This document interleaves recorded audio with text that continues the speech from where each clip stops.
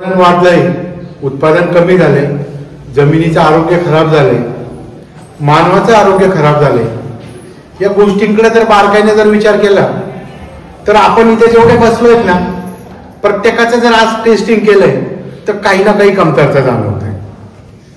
म्हणजे आपण जेवढं कमवतोय त्याच्यातला किती भाग मेडिकलला किंवा दवाखान्यात घालतोय हे जर बारकाईनं कॅल्क्युलेशन जर केलं आपण तर आपल्याला खाली काहीच उरत नाहीये. जेवढं शेती करताना शेतीत घालतोय आणि शेतीतला आलेला पैसा आपण आपल्या आरोग्याकडे लक्ष न दिल्यामुळे दवाखान्यात घालतोय, याचा ताळमेळ जर केला तर काहीच शिल्लक राहत नाहीये. परंतु आपण खरंच शेती करतोय का, शेतीकडे बारकाईने लक्ष देतोय का? आता आपण या सिच्युएशन मध्ये आहात. तुमची ही गावं तर ती सोन्याची कोंबडी, सोन्याचं अंड देणारी कोंबडी आहेत, बरोबर का नाही? मग शेतीकडे तुम्ही उत्पादनाच्या दृष्टीने बघताय का प्लॉटिंगच्या दृष्टीने बघताय, याला पण फार महत्व आहे. प्लॉटिंग केलं तर ती एक पिढी जगन, शेती राहील तर पिढ्या कायम राहतील, बरोबर आहे का नाही? हे पटतंय का? मग शेती किती लोकांना करायची? बसलेल्यापैकी शेती किती लोकांना करायचे? शेती शाश्वत ठेवायचे, शेतीतलं उत्पादन आपलं मेंटेन राहिलं पाहिजे, उत्पादन खर्च कमी करता आला पाहिजे, जमिनीच्या आरोग्याबरोबर आपल्या परिसरातील आपल्या लोकांचं आरोग्य सुधारण्यासाठी आपल्याला काही प्रयत्न करता येतात का? त्याच्यासाठी राष्ट्रीय नैसर्गिक शेती अभियान आज आलं. मुख्य पीक आहे तुमचं भात असेल, बरोबर आहे? भातामध्ये युरिया ब्रिकेटचा वापर करताय का? युरिया ब्रिकेट माहिती आहे ना? गुळी खत करताय? किती लोक करतायत? सगळे लोक करत असतात, पण आता आजवर कोणी करायचं नाही. आता अनुदान येत नाही ते ठीक आहे, याच्या अगोदर ते येत होतं ना. परंतु तुम्ही तुमच्या त्या भात काचऱ्यामध्ये ऑब्झर्व केलंय का आपण ज्या वर्षापासून युरिया ब्रिकेट वापरायला सुरुवात केली त्याच्यात 2 वर्ष उत्पादन चांगलं आलंय, त्याच्यानंतर 3ऱ्या 4थ्या वर्षी उत्पादनामध्ये तुम्हाला घट आल्यासारखं वाटलंय का? बारकाईनं ज्याचं ऑब्झर्वेशन ते सांगू शकतात. शिवाय तुमचं खाचर कडक झाल्यासारखं वाटतंय का? बरोबर आहे, बरोबर. खाचर कडक झालं असं आज. उत्पादनाच्या जर दृष्टीने जर बोललो आपण तर भातामध्ये फोलकर राहत आहे का? पळींच काय म्हणतात तुम्ही? किती टक्के राहत आहे? बारकाईने जर विचार केला तर दरवर्षी 2%, 4%ने वाढत चाललंय का कमी होत आहे? वाढत चाललंय. मग तुमच्या जमिनीमध्ये भाताचा दाण्या भरण्यासाठी जी ताकद पाहिजे ती ताकद आज तुम्ही देतायत का? नाही देत.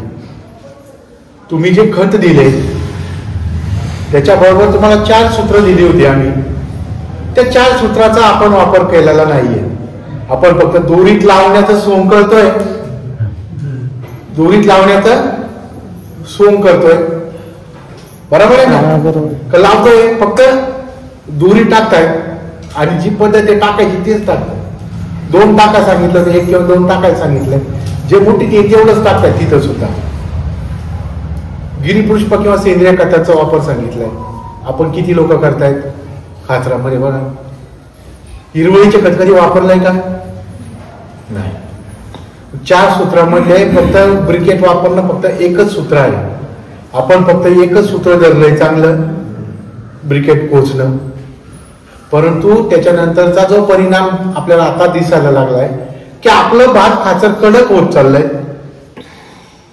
भात खाचरामध्ये पाणी किती राहायचंय हे माझ्यापेक्षा तुम्ही जास्त सांगू शकताय, बरोबर आहे का नाही? लावायच्या वेळेस आपलं पोटरीपर्यंत पाणी असतं बघा, चिखलीला, बरोबर का नाही?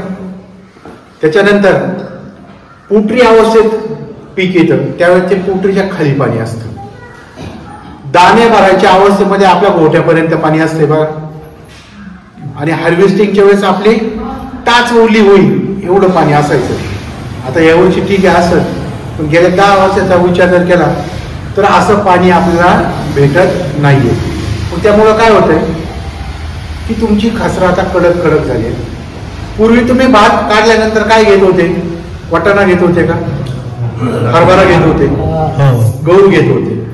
आता एवढ्या 2-4 वर्षामध्ये तुम्ही पीक बदलले म्हणून कांदा घेत असता, कलिंगड घेत असता, खरबूज घेत असता. परंतु पूर्वी जो वाटाणा येत होता, हरभरा येत होता, तो वाटाणा हरभरा आता येतो का विदाऊट पाण्याचा? पूर्वी बिन पाण्याचा येत होता. आता भातालाच पाणी कमी पडतंय. भात कापणीच्या वेळेस जमीन बेघाडलेली दिसते. मग बघा आपण आपल्या जमिनीचं आरोग्य किती खराब केलंय. त्याच्यासाठी तुमच्यासाठी नैसर्गिक शेती आहे. आता नैसर्गिक शेती कशाला म्हणायचंय बघा, आपल्या परिसरामध्ये मिळणाऱ्या गोष्टींचा वापर करायचा. त्याच्यामध्ये काय आहे की आपल्या शेतकऱ्यांकडे जनावर असणं गरजेचं आहे. गाय आहे, शेळी आहे, बरोबर आहे का नाही, किंवा म्हैस आहे. शेण भेटलं पाहिजे ना आपल्याला, गोमूत्र भेटलं पाहिजे, त्याचं खत तयार करता आलं पाहिजे ना आपल्याला. आता उकिरडा हा प्रकार नसेल तुमच्याकडं, काय आहे उकिरडा हा प्रकार आहे का? असला तरी असेल तर टिपड भर असेल, पुढं बॅरलवर दुसऱ्या दिवशी तेवढा परत गाडी आली की तिच्यात टाकून देतात. गावात पण असेल गाड्या, बरोबर का नाही. उकिरडा हा प्रकार राहिला नाही. शेणखत खत म्हणून करता येत नाही आपल्याला. आपण फक्त काय केलंय, उकिरडा भरायचो, भरला म्हणून शेतात टाकायचो. खत होतंय नाही होत याचा कधी आपण प्रयत्न पण केला नाही. मग चांगलं कुजलेलं शेणखत असणं गरजेचं आहे. चांगलं कुजलेलं शेणखत जर घ्यायचं असेल आपल्याला तर उकिरडा न करता ढीग करू शकता आपण. ढिगावर डिकम्पोस्टिंग कल्चरचा वापर करून चांगल्या प्रकारचं शेणखत कुजून तयार करू शकता. त्याच्यासाठी 60 दिवस लागतील. उकिरडा भरायला आपल्याला वर्ष लागतात, 6 महिने लागतात. कुठं 60 दिवस आणि कुठं वर्षभर. मग चांगलं शेतीला पूर्णपणे कुजलेलं सेंद्रिय खत जर दिलं तर तिचं आरोग्य सुधारण्यासाठी मदत होते. बसलेल्यांपैकी माती परीक्षण किती लोकांनी केलेलं आहे? किती लोकांनी माती परीक्षण हा प्रकार माहिती आहे का? केलेलंच नाही. हा, किती लोकांनी केलंय? कुणीच नाही केलं. नगण्य, बरोबर आहे. नगण्य असतील बोटावर बोट. मग माती परीक्षण का करायचं हे माहित असणं गरजेचं. चांगली माती कशाला म्हणतो हे माहित असणं गरजेचं आहे. चांगली माती आपण कशाला म्हणतो माहितीये का? ज्या मातीमध्ये 25% पाणी धरून ठेवण्याची क्षमता आहे, 25% हवा खेळती राहू शकते, 45% मूलद्रव्य आहे आणि 5% सेंद्रिय पदार्थ आहे. असं जर असेल 100चं वर्गीकरण तर ती चांगली माती म्हणतो. आज आपली माती पाणी धरून ठेवते का बघा. सेंद्रिय खतामध्ये आपण जी खतं वापरतात, आपल्या जमिनीचा सेंद्रिय कर्ब किती आहे तो एकदा बघून घ्या. आपल्याला जर या योजनेमध्ये तपासणी करायची असेल तर तुम्ही निश्चित करू शकता. तुमचा सेंद्रिय कर्ब किती आहे हे तुम्हाला तिथं जाणवणार आहे. घटस्थापना केली का तुम्ही? केली, सगळ्यांनी केली. सगळ्यांनी केलं. त्या गटाचा फोटो काढलाय का तुम्ही? कुणी किती लोकांचा चांगला गट उगवून आलाय? बारकाईने बघा आपल्या घरातला गट किती लोकांचा चांगला उगवून आला. जवळजवळ सगळ्यांचेच आले होते. मी असेच फोटो मागितले होते, जवळ 400 ते 500 फोटो मागितले. त्याच्यातले 200 लोकांचे गट चांगले उगवलेले नाहीये. म्हणजे काय, आपण जी माती वापरली घाटासाठी ती दूषित झालेली आहे. ती काय झालेली आहे? दूषित झालेली आहे. उगवून आलंय पण त्याच्या खाली बुरशी वाढली बघा. गटाला बुरशी आलेली दिसते. म्हणजे काय की आपण आपल्या जमिनीकडे लक्ष देणं गरजेचं आहे. घटस्थापने मागचा उद्देश तोच होता. काय होता की आपण रब्बीमध्ये जी पिकं घेणार आहोत ती आपल्या घाटामध्ये किती उगवून येतात. सप्तधान्य घेता तुम्ही त्याच्यासाठी. गहू घेतायत, हरभरा घेतायत, तांदूळ घेतायत, मका आहे, बाजरी आहे, तीळ आहे, बरोबर आहे का नाही? तुमच्याकडे नाचणी असेल, नाचणी घेतायत. याची उगवण्याची क्षमता किती आहे? तुमच्याकडे बियाणं आहे त्याची उगवण क्षमता किती आहे? याच्यासाठी आपण किंवा आपली पिढी घटस्थापना करत होती.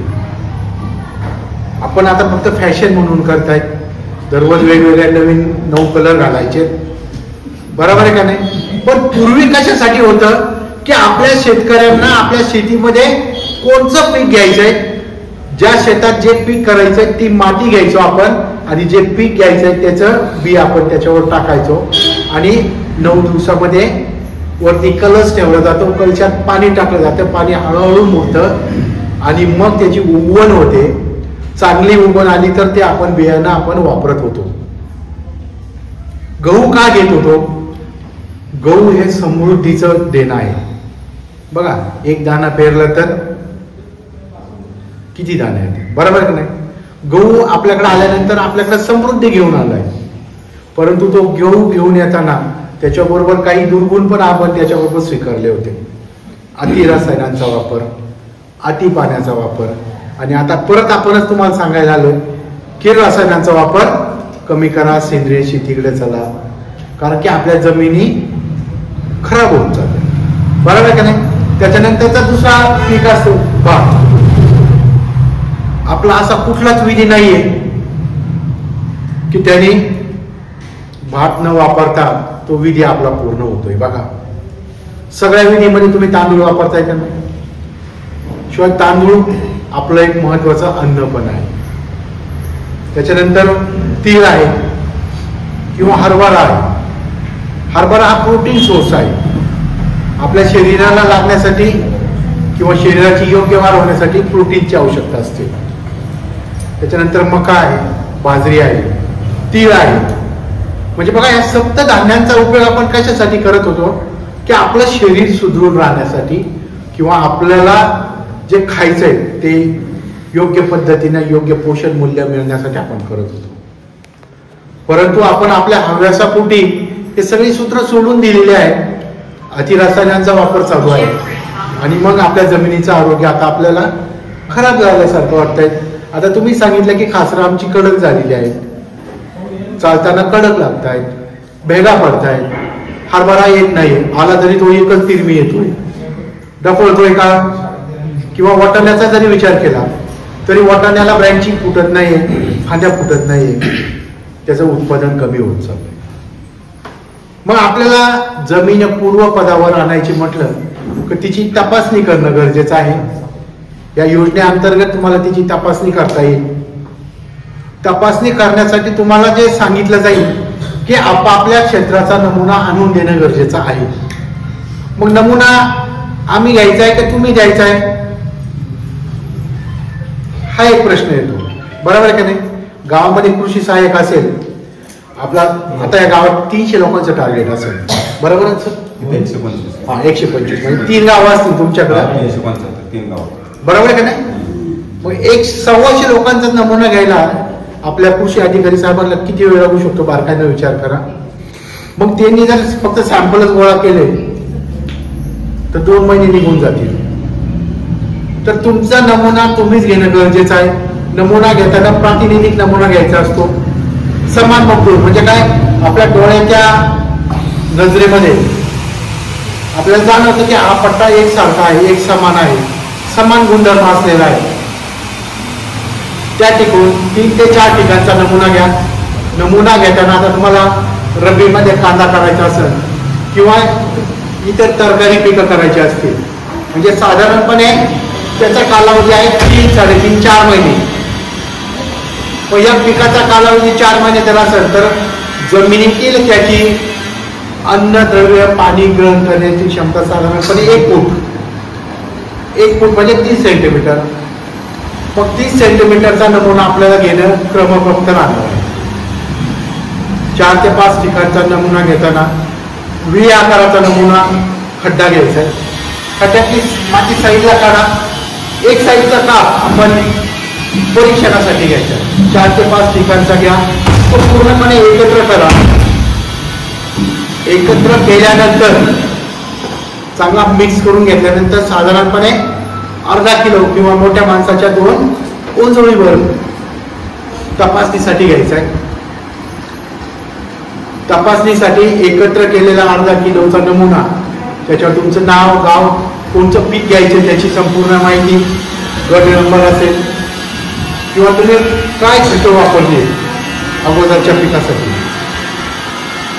रासायनिक वापरले असेल तर रासायनिक, सेंद्रिय वापरले असेल तर सेंद्रिय.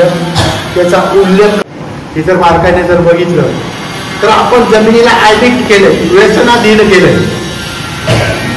काय केलंय? व्यसनाधीन केलंय. म्हणजे बघा, सुरुवातीला कृषी अधिकाऱ्यांनीच किंवा शास्त्रज्ञांनीच आपल्याला टोकरभर युरिया दिला होता. तुमच्या शेतात अगोदर फेकून गेले होते. आता आम्हीच सांगतोय तर ते बंद करा, सेंद्रिय शेतीकडे चला. बरोबर आहे का नाही? मग ते वापरताना बघा, आपण टोकरीपासून तर आता कांदे करत असाल तर तुम्ही किती कोण्यावर गेलाय? कांदा करतायत का? कांदा होतोय ना? मग एकरी किती गोण्या टाकताय? बारकाईने विचार करा. एका गोणीत भागताय का कांद्याचं? भागताय का? नाही भागत. 10 वर्षापूर्वी अर्ध्या गोणीत होत होतं, त्याच्यानंतर 1 झाली, 2 झाली, 4 झाल्या. आता 4 ते 5 गोण्या तुम्ही कांद्याला वापरत असाल. मग अशी जर सवय वाढत वाढत गेली, खताचा भाव स्थिर आहे का? आपल्या मालाला भाव स्थिर आहे का? जमिनीचं आरोग्य चांगलं आहे का खराब होत चाललंय? तर ते खराब होत चाललंय. मग आपल्याला मागाशी सांगितल्याप्रमाणे 25, 25, 45 आणि 5% काम करायचं. सेंद्रिय कर्मावर बऱ्यापैकी काम करायचं. जमिनीमध्ये जीवाणू नसल्यामुळं त्यांना पुरण विरघळता येत नाही, पालाश उपलब्ध करून घेता येत नाही, नत्र स्थिरीकरण करता येत नाही. मग आपण आता वरून टाका म्हणतोय. रायझोबियम वापरा, PHB वापरा, अझॅथोबॅक्टर वापरा, पोटॅश मोबिलायझिंग बॅक्टेरिया वापरा, हे आपण वरून सांगतो. आपण जमिनीतले तर मारून टाकले.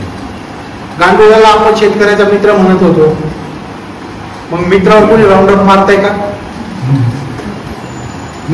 मित्रावर कोणी राऊंडअप मारताय का?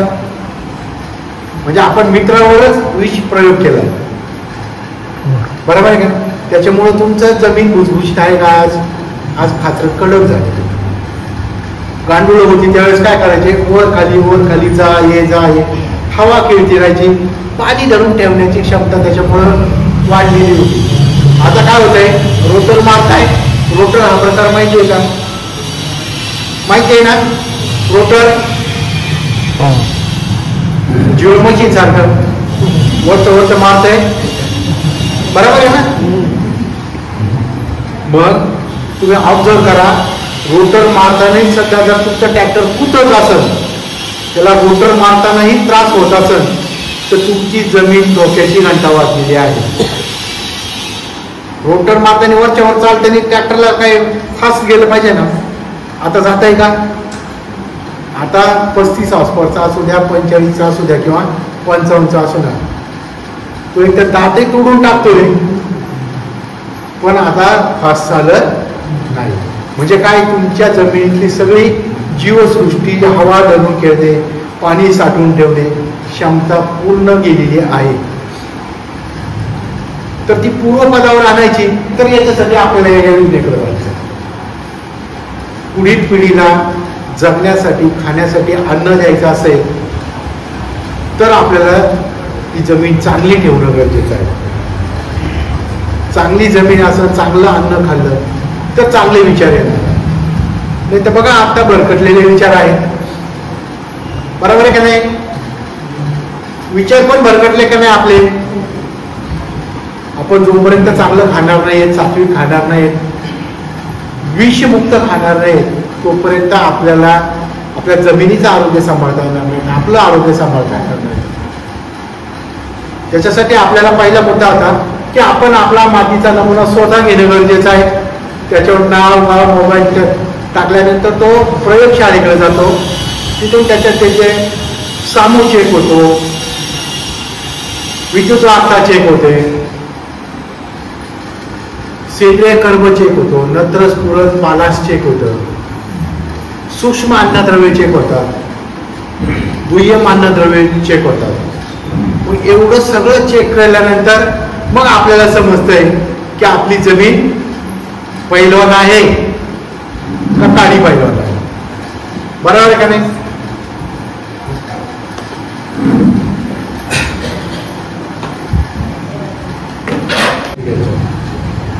त्याच्यामध्ये आपण ही सगळं 12 पॅरामीटर्स चेक करत असतो. मातीचा नमुना तपासल्यानंतर तिचं आरोग्य आपल्याला कळणार आहे. तिच्यामध्ये काय काय कमतरता आहे, ती खरंच आज ICU मध्ये आहे का, बरोबर आहे का नाही? आपल्या घरातलं कोणी ICU मध्ये असेल त्यावेळेस आपल्याला समजतंय दैना उठते असते, काय करावं काय नाही असं. मग आपण आपल्या जमिनीला माता म्हणतो, आई म्हणतो, आणि मग तिचं आरोग्य जर खराब झालेलं असेल तर तिच्यावर कितीही उपचार केले तरी उपयोग होणार नाही. तुम्हाला किमोथेरपी हा प्रकार माहिती आहे का? किमोथेरपी कोणावर करतात? कॅन्सर पेशंट, बरोबर आहे का नाही? मग किमोथेरपी केल्यानंतर माणसाचे हाल कसे होतात बघा. सर्दी, थोडा पाऊस पडला थंडी आली की सर्दी होणार आहे, थोडा उन्हात गेला की त्रास होणार आहे. तुमच्या जमिनीचं आता काय चालू आहे? थोडा पाऊस आला का लगेच पीक सोडून देते, थोडं टेम्परेचर वाढलं तर झाडच चुकून जात आहे. जमिनीचं आरोग्य अतिरसायनांच्या वापर केल्यामुळं जसं मानवाला परिणाम भोगावे लागत आहे तसे आज जमिनीला पण परिणाम भोगावे लागतात. तिचं आरोग्य आपण तपासणं गरजेचं आहे. तिला काय कमतरता आहे बघणं गरजेचं आहे. त्याच्यासाठी ती एका तपासणी करून घेणं फार महत्वाचं आहे. सेंद्रिय खतांचा वापर करायचा आहे आपल्याला. सेंद्रिय खतांचा म्हणजे सगळ्यात आवडतं तुमचं शेणखत आहे. शेणखत तुम्हाला तयार करता येते का बघा, का उकिरडा भरताय हे पण बघा. मगाशी सांगितलं की 6-6 महिने जर तुम्हाला उकिरडा भरायला लागत असेल तर ते शेतामध्ये टाकू नका. बाजारात चांगलं उत्कृष्ट प्रकारचं जे शेणखत किंवा सेंद्रिय खत भेटेल त्याचा वापर करू शकता. किंवा तुमचा शेणखत तुम्ही चांगल्या पद्धतीने कुजवू शकता. कुजवता येतं. कुजवण्याच्या वेगवेगळ्या पद्धती, त्या पद्धतीचा आपण चांगल्या प्रकारे वापर करू शकतो. त्याच्यानंतर दुसरा पर्याय असतो की वर्मी कंपोस्ट, गांडूळ खत म्हणतो. गांडूळ खत किती लोकांकडे आहे, कोण करतंय, बारकाईने विचार करा. आज आपल्याला सगळं इन्स्टंट पाहिजे. आज टाकलं का लगे उद्या सकाळीच रिझल्ट आला पाहिजे, असं करून चालणार नाही. तिला स्टेबल ठेवायचं आहे, तिचं आरोग्य शाबूत ठेवायचं आहे. तुमचं उत्पादन चांगलं असणं गरजेचं आहे. उत्पादन खर्च कमी होणं गरजेचं आहे. तिला विषमुक्त करायचं आहे. तर मग आपल्याला काहीतरी एकत्रित येऊन काम करणं गरजेचं आहे. मग एकत्रित काम करताना तुम्हाला या काही निविष्ट आहे ती योजना आहे नैसर्गिक शेती असल्या परिसरामध्ये असणाऱ्या गोष्टींचा वापर करणं. पण परिसरातल्याच गोष्टी जर परिपूर्ण नसतील तर मग काय करायचं? मग त्यावेळेस तुम्हाला उपलब्ध असणाऱ्या निविष्ठांचा वापर करणं गरजेचं आहे. पण रसायनांचा वापर आपल्याला कमी करणं आज क्रमप्राप्त झालेला आहे.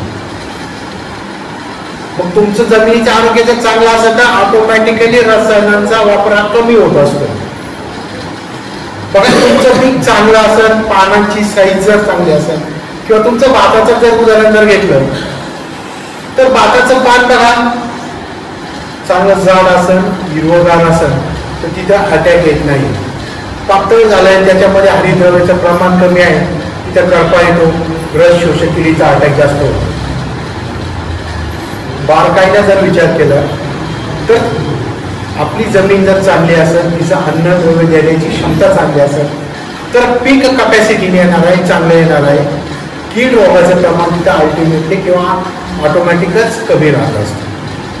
परंतु आपण आपल्या जमिनीचं तर आरोग्य खराब केलंय, त्याबरोबरच वातावरण पण खूप खराब आहे.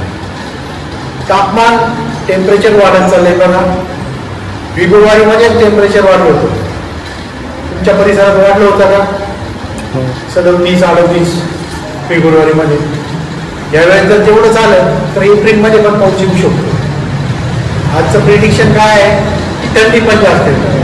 13-14 तारखेला परत पाऊस सांगितलेला आहे.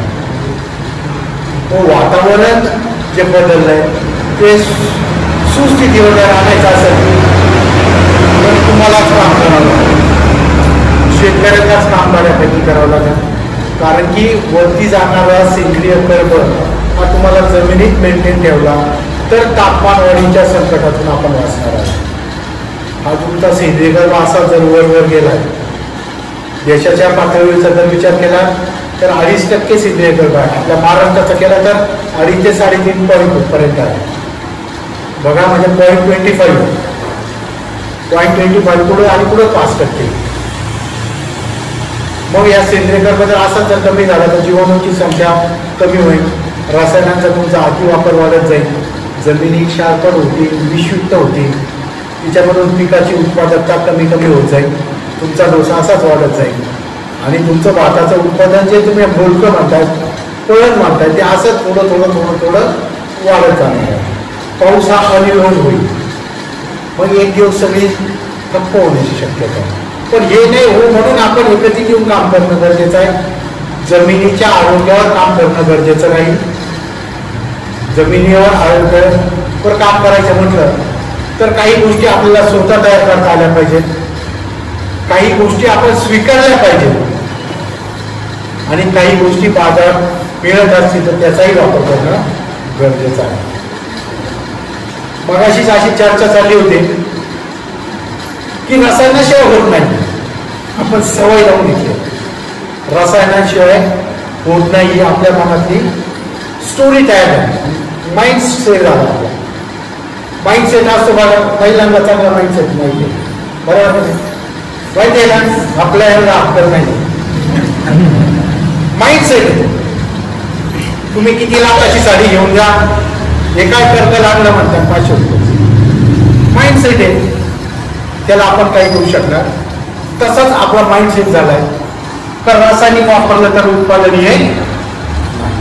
परंतु मी तुम्हाला अगोदरच सांगितलंय 25-45 5 वर काम करा, तुम्हाला रसायनांचा स्रोत कमी होत जाईल. नत्र आपल्या पिकाला तयार करता आलं पाहिजे, पूरक आपल्या जमिनीतून उपलब्ध करून घेता आलं पाहिजे.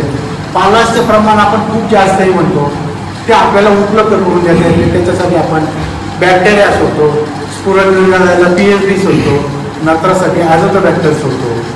परंतु हे ज्यावेळेस तुमच्या जमिनीचा सेंद्रिय कर्ब हा 1-2च्या पुढे असेल, जीवाणूंची संख्या जास्त असेल, त्यावेळेस झाड हे स्वतः तयार करत असते. टणटणी माहिती तुम्हाला? टणटणीला बाबा आपण कधी युरिया टाकतो का? तिची वाढ आपल्या भातापेक्षा चांगली येते का नाही? मग असं काय प्रकार आहे तिथे येते ना आपल्या शेतात येत नाही. तिथे आपण कधी युरिया टाकतोय का?